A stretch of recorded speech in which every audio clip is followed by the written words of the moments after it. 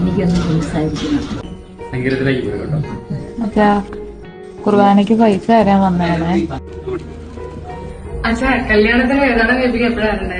അച്ഛാ, അഡ്മിഷന്റെ കാര്യം. അച്ഛാ, പേര് വെഞ്ചിരിക്കാവോ? അച്ഛാ, നാളെ പരീക്ഷയാണേ, പ്രാർത്ഥിക്കണേ. അച്ഛാ, അമ്മച്ചിക്ക് കുർബാന കൊടുക്കാൻ വരാമോ?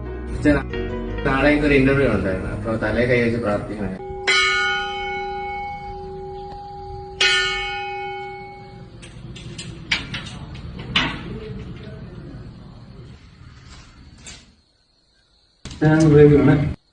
ശരി.